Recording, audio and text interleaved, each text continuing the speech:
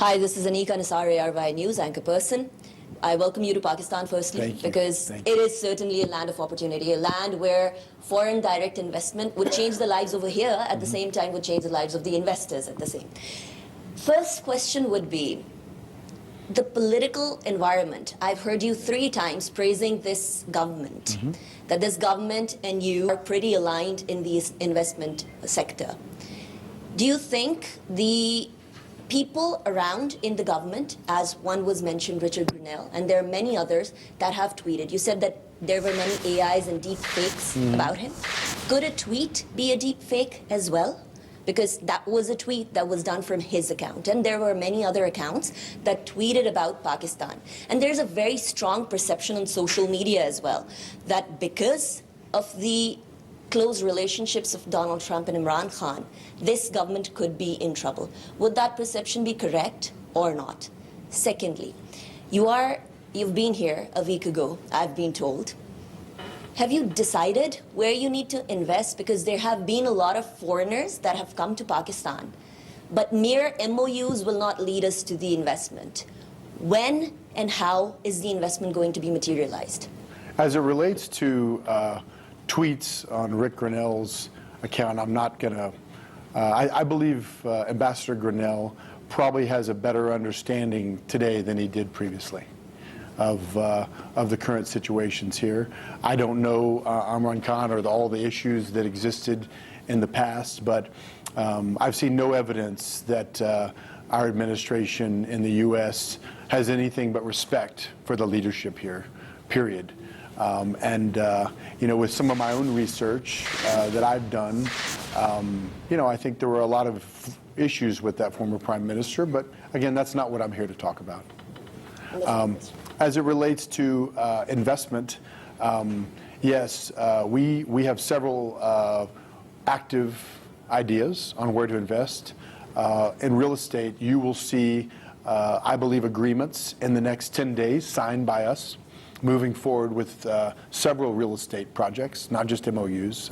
Like you, an MOU is just a starting place. We had to kind of define what the parameters of the investment were, and now we're running hard on that. So we have a great team. Frankly, they've been burning the midnight oil every day. I think they barely have slept, working on plans, developments, infrastructure that's needed.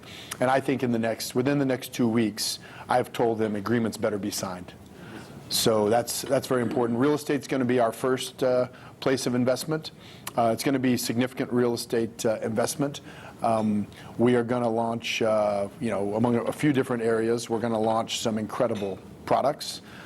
Maybe you're even interested in it yourself. We're going to have some beautiful villas that we build here in Islamabad, and it's going to be ultimately we're going to do more than 1,000 of those, but we're going to start with a couple hundred quickly, and these are going to be super high-end luxury branded products. So we have a number of brands that really want to come to Pakistan. And so we're very excited to build the highest end product that's ever been built in Pakistan, and we're going to get after that quickly. Number 2 is critical minerals. In this country, you have critical minerals intertwined with gold and platinum and other metals. We have several locations and diligence that we're working on right now. We're bringing in the teams as we speak to evaluate those. I believe that we will have one of those signed, agreed to, and funding in the next 2 weeks.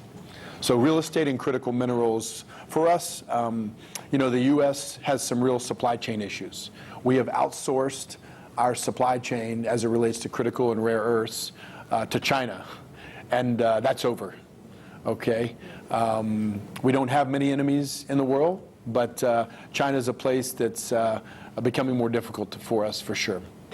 And I would tell you that we are going to take this into our own hands, and we are going to go out and get the critical minerals that America and American businesses need. The materials and magnets and defense-related things and the things that we need for batteries, those are going to be things that we control in our hands with close allies. I view Pakistan as one of those close allies that we need to assist us. You're blessed with having a huge amount of critical rare earths here. I believe there's an excess of $50 trillion of rare earths here in this country. A lot of work needs to be done. We're going to be bringing in shortly, and I was working on this yesterday, teams of people to evaluate and shoot magnetics, fly magnetics over the country to really understand what that looks like, so that we can evaluate it and quickly get after it. We have a couple smaller, mid-sized projects that we're going to be developing right away, that we're going to get after, that literally in the next month we'll be ordering machinery for. So to say we're going to let any grass grow, we will not do that. We will get after it quickly. Those are the first two.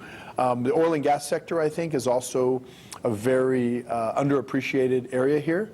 You have reasonably high gas prices and global oil prices. I think that I have a lot of experience in the energy sector. I've been in that sector my entire life, grew up in the business. And so for us, that's a very interesting area. We're going to be bringing our teams in the next month to also evaluate that. I think one of the beautiful things that Pakistan has is they have an incredible natural gas infrastructure already in place because of some of your big fields and some of the previous finds from Exxon and others. You have the infrastructure. You never go to a developing country where the infrastructure is already in place. You just have to supply the gas. That is a huge opportunity.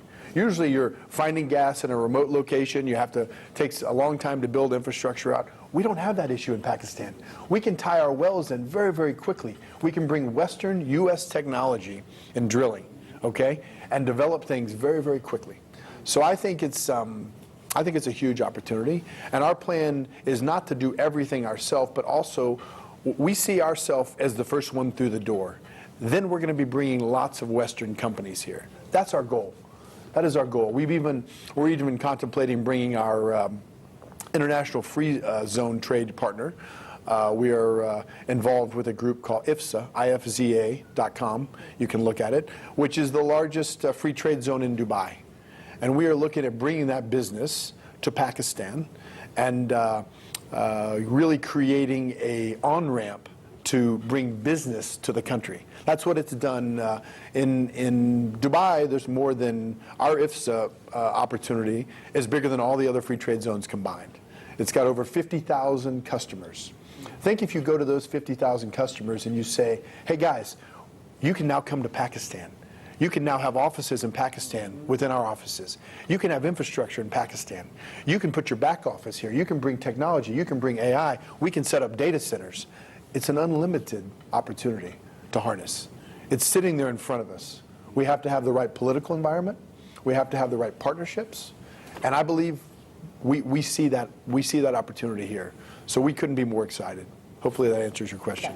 Amir Ilyas from Express News. Wonderful. You just tell that Biden administration was disgraceful for Pakistan. Yes. And our leadership is very wonderful. How you see Trump administration will go with our leadership and with your investment plans? Well, whenever investment comes in, President Trump is first and foremost a businessman. He gets business. He's a transactional president. If U.S. interests and Western interests are aligned here and working hard and investing in the country, I see a real reason for the U.S. to get behind that. I think the mindset of your leadership and the mindset of President Trump are very similar. I think the opportunities between our two countries, from a business perspective, which is what I'm focused on, I'm not a political person. I'm going to leave politics to other people.